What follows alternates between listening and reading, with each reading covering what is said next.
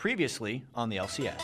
Welcome back to week 1 of the North American LCS Summer Split. 20 huge games during this Super Week. Let's get this man. Let's win this game. Whoa, coming in from Kha'Zix! GGU changed their name to Team Coast. That's going to have to be a He gets it. Nintendo coming in! Oh, surprise, gentlemen! The game is still going. Kill the ball. In 71 minutes, pulls it out. I have seen more crazy games in 1 week than I've seen crazy games in 3 months. The throw of a lifetime. If you just keep your morale up, you'll claw your way back up and you'll make these comebacks and you won't give up. And that's when the truly great games happen. Everybody hop on the Cloud9 hype train. Oh, balls. He's going to... Oh, my gosh. Holy crap. I thought he was going to get 2v1 and killed. Never mind. Oh, that is a 4-0 so far. Cloud9 wiped the floor with TSM. Cloud9 taking it 5-0 in Super Week. 5-0 for a team that is completely new to the LCS. We're going home, and I'm going to bed.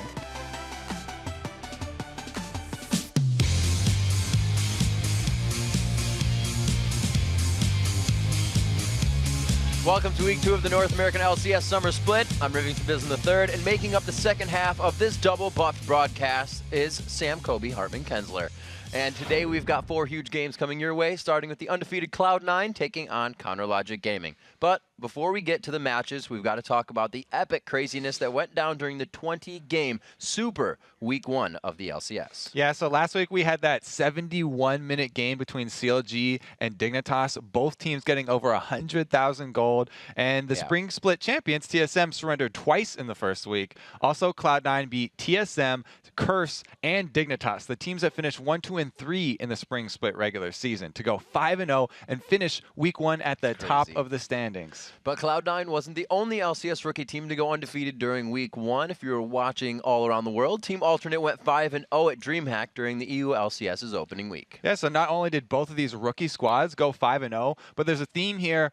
Both of these teams are made up of full squads of people from the top of the solo queue ladders in their respective regions. And while the freshman class squads came up huge in Week 1, many of the league's seniors teams struggled to pass their initial tests. Yeah, both Dignitas and CLG went 2 and 3. CLG in particular looked a little disjointed. They had some huge plays, but then they'd make some huge throws a couple minutes later.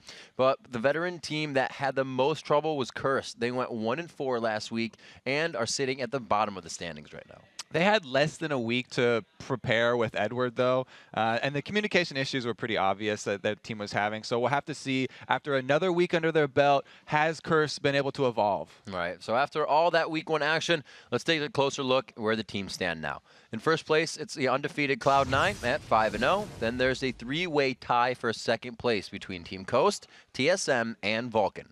In 5th place, it's CLG and Dignitas at 2 and 3. And finally, in last place, it's Curse and Velocity. And that brings us to today's games. Our first match features the undefeated champions of Week 1, Cloud9, taking on CounterLogic Gaming, followed by Team Solo Mid battling Velocity Esports.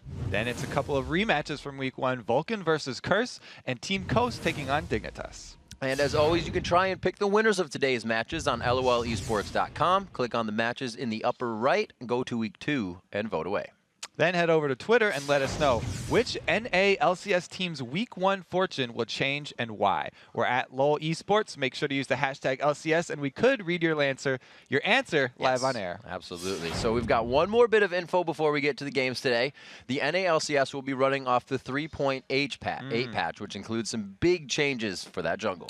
So the initial spawn times for the small camps are now the same as the buffs, 155 instead of 140. The respawn times for these have been reduced to 50 seconds from 60 seconds. And the Ancient Golem and Lizard Elder are now worth 340 experience instead of just 220.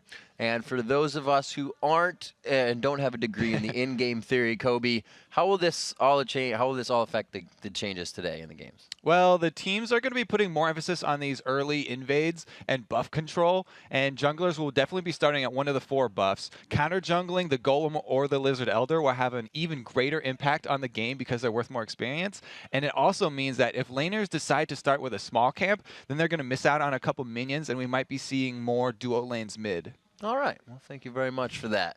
So we've got to take a short break, but when we return, we'll see if those changes mess with Meteos' godlike game when Cloud9 takes on Big Fat LP and CounterLogic Gaming. Week 2 of the NALCS Summer Split. We'll be right back after these messages.